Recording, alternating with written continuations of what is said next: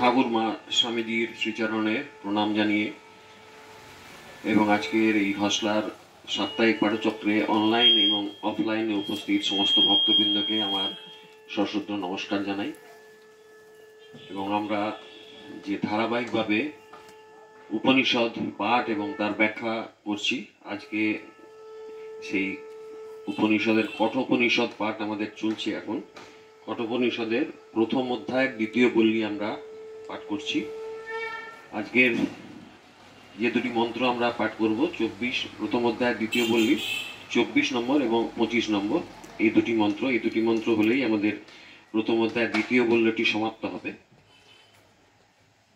প্রথমেই কঠোপনিষদের শান্তি মন্ত্র পাঠ করব। আপনাদের কাছে যদি বই থাকে, আপনারা এই বইটি খুলে শান্তি মন্ত্রটি পাঠ করতে পারেন একসাথে। ওং সহনা ভবতু সহনৌ ভুনক্তু সহ বীর্যং করবাবহৈ তেজস্বী নাবধীতমস্তু মা বিদ্বিষাবহৈ। ওং শান্তি শান্তি শান্তি। কঠোপনিষদের এই দুটি বল্লীতে যমরাজ এবং নচিকেতার মধ্যে যে কথোপকথন চলছে, যমরাজের যে উপদেশ, নচিকেতা প্রশ্নের উত্তরে যে ব্রহ্মতত্ত্ব সম্বন্ধীয় যে জ্ঞান, সেই জ্ঞানটি নচিকেতা লাভ করতে উৎসুক এবং তার জন্য যমরাজ নিজে নচিকেতাকে নানা রকম পরীক্ষা নিরীক্ষার মাধ্যমে তাকে চেষ্টা করেছেন তার থেকে এই জ্ঞান যাতে সে ইচ্ছে করেনি না করে জানতে, তার জন্য। কিন্তু নচিকেতাকে তিনি কোনোভাবেই দমাতে পারেননি। নচিকেতার ভীষণ নিষ্ঠা এবং তার যে ধীশক্তি এবং জানার যে ইচ্ছে, সেগুলি জেনেছেন এবং তারপরে তিনি স্থির সিদ্ধান্তে পৌঁছেছেন যে নচিকেতাই একমাত্র অধিকারী যে এই পরম ব্রহ্ম তত্ত্ব সম্বন্ধীয় জ্ঞান পেতে পারে। এবং সেইটি জানার পরে যমরাজ এই পরম ব্রহ্ম সম্বন্ধে, তার স্বরূপ সম্বন্ধে তাকে বর্ণনা করছেন। এবং আমরা এর আগের দুটি মন্ত্রে আমরা দেখেছি যে 22 এবং 23 নম্বর মন্ত্রে আমরা দেখেছি যমরাজ তার আগের মন্ত্রে পরব্রহ্ম পুরুষোত্তম তত্ত্ব সম্বন্ধে জিজ্ঞাসা করে পরমাত্মার স্বরূপ ব্যাখ্যা করেছেন 20 এবং 21 নম্বর মন্ত্রে, যেখানে বলা হয়েছিল যে অরণ্যম महतो महीयानात्मस्थ जंतर्निहित गुहायां तमप्रोतु पश्यति गीतशोका धातु प्रसादात অহিমানাত্মানম। এখানে জন্তুর সাথে তুলনা করা হয়েছে যে জীবাত্মার স্বরূপ, সেই জন্তু কোথায় থাকে? এটি কিন্তু মানুষের হৃদয় রূপ গুহাতেই বাস করে, সেখানে জন্তুর সাথে তুলনা করা হয়েছে। এর আগে শুদ্ধ স্বরূপের কথা বলা হয়েছিল জীবাত্মার, তারপরে এখানে জন্তুর সাথে তুলনা করা হয়েছে। তার কারণ আমরা জানি যে, আমরা সকলেই জানি যে আমাদের মধ্যে হয়তো আত্মা আছেন, কিন্তু আমরা সেটা ভুলে যাই এবং জাগতিক সুখ স্বাচ্ছন্দ্যের দিকে নজর থাকে আমাদের। সেইগুলি পাওয়ার জন্যই আমরা সবসময় উদ্গ্রীব থাকি, যার ফলে আমরা আমাদের আত্মা সম্বন্ধে আমাদের কোনো জ্ঞান থাকে না। আমরা জানতে পারি না যে হৃদয় রূপ গুহায় আত্মা অবস্থান করছেন, যেটি জীবাত্মা। সেই কথাই এখানে বলেছেন। এবং তারপরে বলেছেন ধাতু প্রসাদাত অনিহিমানাম আত্মানাম। এখানে ধাতু প্রসাদার কথা হচ্ছে, ধাতু মানে সর্বধার পরমেশ্বরের কথা বলেছেন। ধাতু প্রসাদাত কথা হচ্ছে পরমেশ্বরের কৃপার কথা বলেছেন। তারপরে বলেছেন আসীন দুরাম প্রজতি শয়ানো জাতি সর্বতঃ কস্তং মদাবদং দেবং মদন্ন জ্ঞাতুর মহতি। সেখানে যে এই পরমেশ্বর ভগবান তিনি কোথায় অবস্থান করেন, তার অচিন্ত শক্তি এবং বিরুদ্ধ ধর্ম, এই দুটিকে আশ্রয়ের কথা এখানে বলেছেন। কেননা যে তিনি সূক্ষ্ম থেকে সূক্ষ্ম, মহৎ থেকে মহৎ, এবং তারপরে তিনি নিত্যধামে নিজের ধামে বিরাজ করেন, তারপরেও আবার তিনি পরমুহূর্তে তিনি তার অধীনতাবশত যে সমস্ত ভক্ত আছেন তাদের কাছেও তিনি পৌঁছে যান। এই যে তার মধ্যে যে বিরুদ্ধ ধর্মের আশ্রয়, সেই কথাটি এই মন্ত্রটিতে বলা হয়েছে। পরধাম নিবাসী তার পার্শ্বদের দৃষ্টিতে তিনি শয়ান থাকা অবস্থাতেও তিনি কিন্তু চলাফেরা করেন, সর্বত্র চলাফেরা করেন। তিনি শয়ান আছেন, অথচ তাতেও তিনি সর্বত্র চলাফেরা করছেন। এই যে একটা বিরুদ্ধ কর্ম, সেটার কথা এখানে বলেছেন। মানে সর্বশক্তিমান ভগবানের মানে করতে পারেন না এমন কোনো কাজ নেই, এই কথাই এখানে বারবার বলেছেন। এরপরে তারপরে আছে যে যমরাজ পরমেশ্বরের মহিমা উপলব্ধিকারী পুরুষের লক্ষণ। পরমেশ্বরের মহিমা উপলব্ধি করার ক্ষমতা সমস্ত মানুষের নেই। কারা সেই পরমেশ্বর ভগবানের ক্ষমতা উপলব্ধি করতে পারেন, তার সেই মানুষের লক্ষণ কি, সেই কথাই 22 নম্বর এবং 23 নম্বর এই দুটিতে মন্ত্রে বলা হয়েছে। 23 নম্বরে 22 নম্বরে বলা হয়েছে কথাটি, তাতে বলেছেন অশরীরং শরীরেশ্বৌ অনবস্থেষু অবস্থিতাম মহান্তং বিভুমাত্মানাং মত্ত্বা ধীরা না শৌচতি।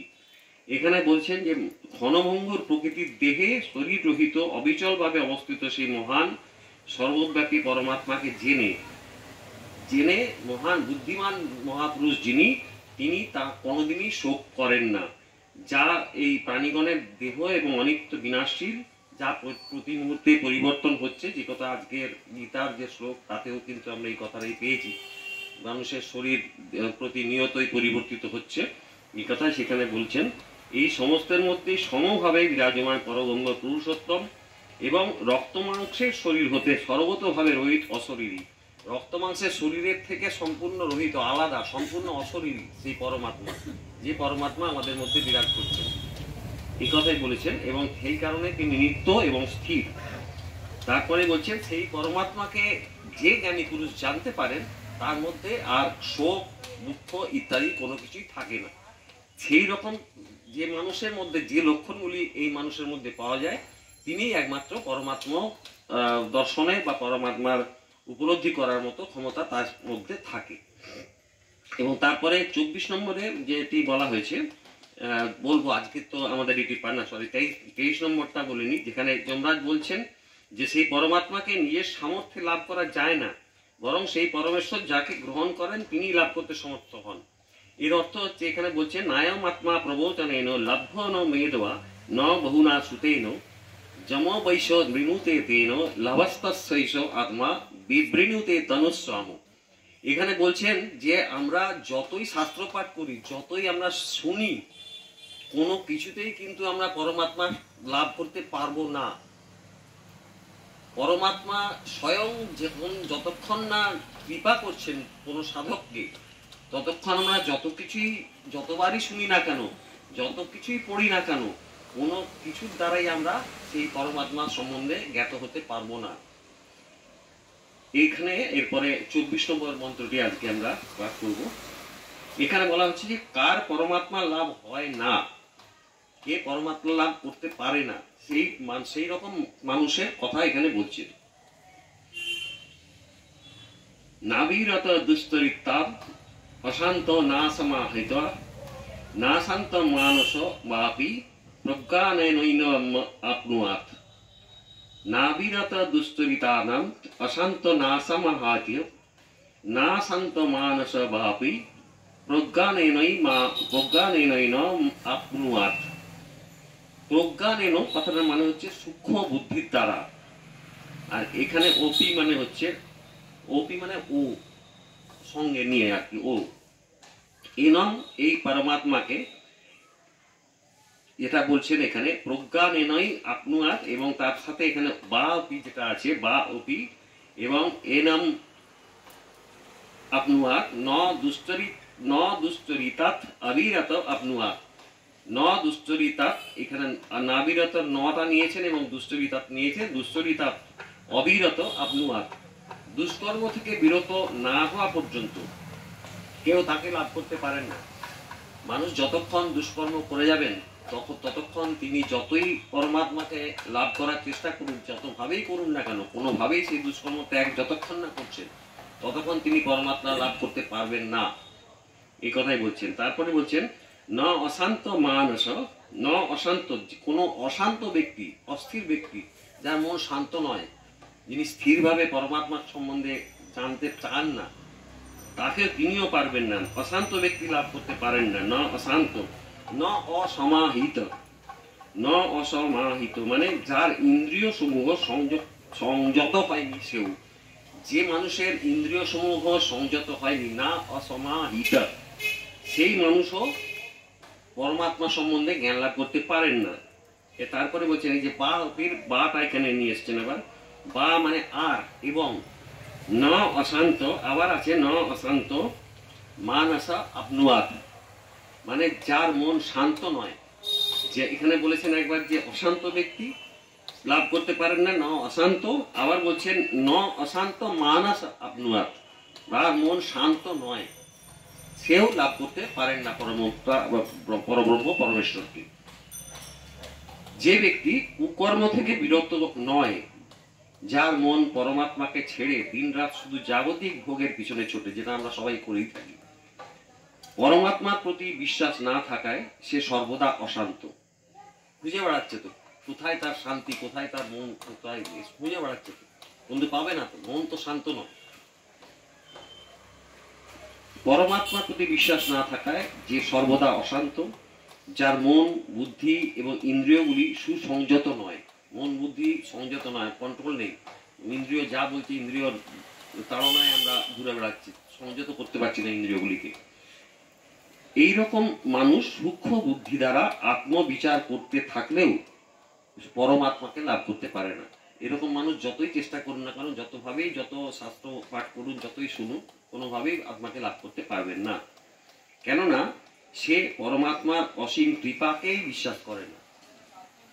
এই জগৎ যে পরমাত্মা বা পরমেশ্বর ভগবানের দ্বারাই চালিত হচ্ছে, তার অভিপ্রায় যে আমরা সবকিছু করতে পারছি, সেই বিশ্বাসটা সেই মানুষের মধ্যেই নেই।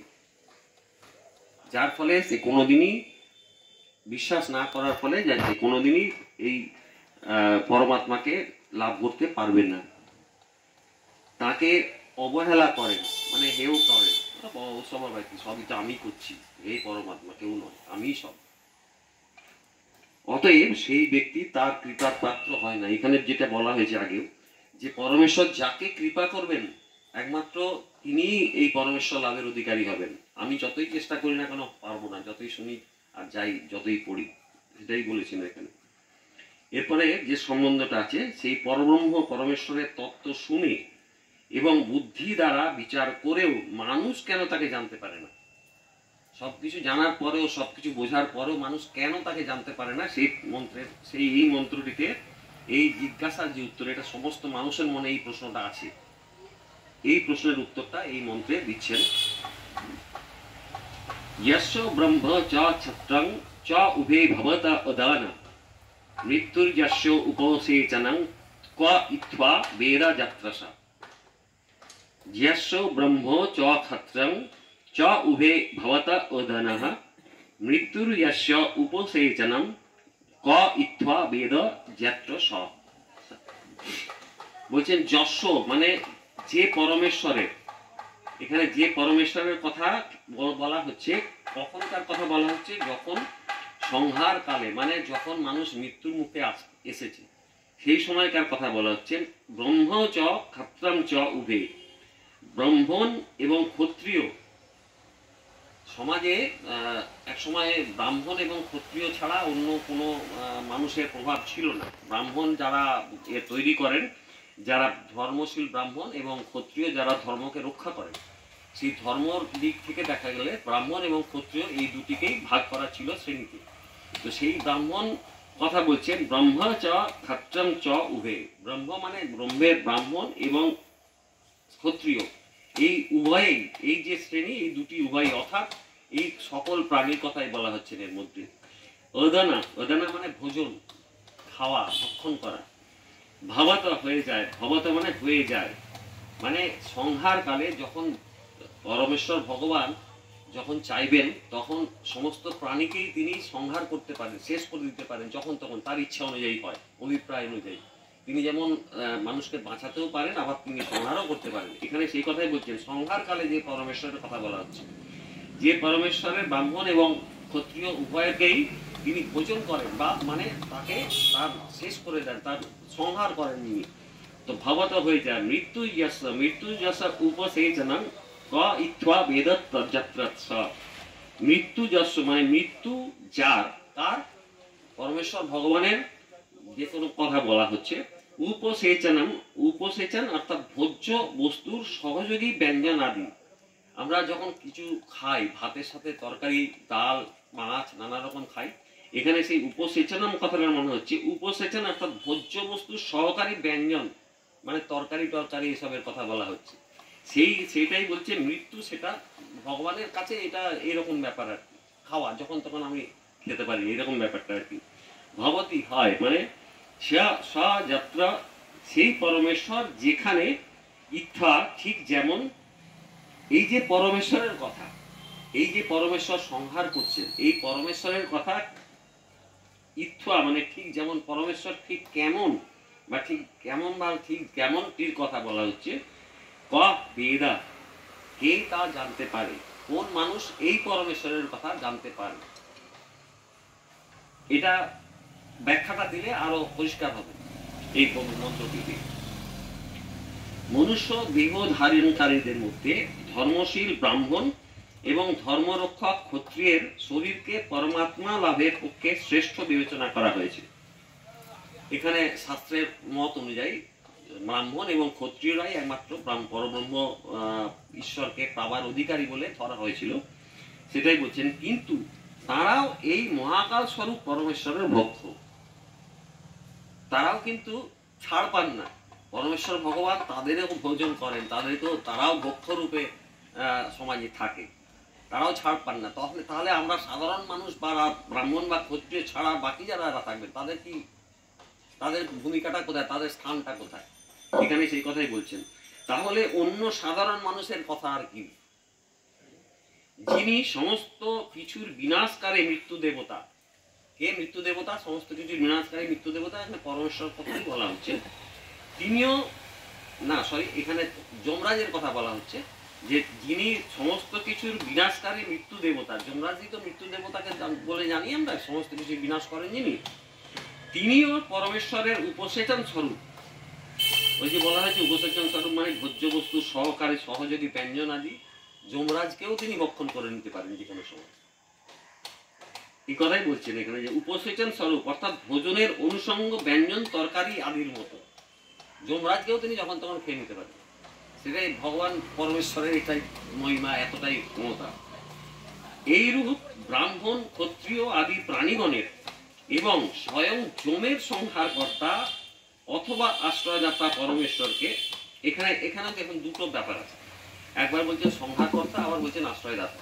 মানে পরমেশ্বর ভগবান সবই পারেন, তিনি আশ্রয় দিতে পারেন যে কোনো ভক্তকে, আবার তিনি সংহারও করতে পারেন যে কোনো ভক্ত। সেখানে কেউ কিন্তু ছাড় পান না, যমরাজেরও ছাড় নেই সেখানে, সাধারণ মানুষ তো কোনো ছাড়, সেটাই এখানে বলছেন। দেখুন, এইরূপ ব্রাহ্মণ ক্ষত্রিয় আদি প্রাণীগণের মধ্যে এবং স্বয়ং যমের সংহারকর্তা অথবা আশ্রয়দাতা, আবার এই যে দুটোর কথা বলছেন, পরমেশ্বরকে কোনো মানুষ এই যে পরমেশ্বরের এই যে স্বরূপ, যিনি আশ্রয়দাতা এবং সংহারকর্তা দুটোই, সেখানে কোন মানুষ তার অনিত্য মন, যেন সাধারণ মানুষ আমাদের তো মন অনিত্য, আমরা অস্থির, সেই অনিত্য মন বুদ্ধি এবং ইন্দ্রিয়াদির সাহায্যে অন্যান্য জ্ঞেয় বস্তুর মতো জানতে পারবে।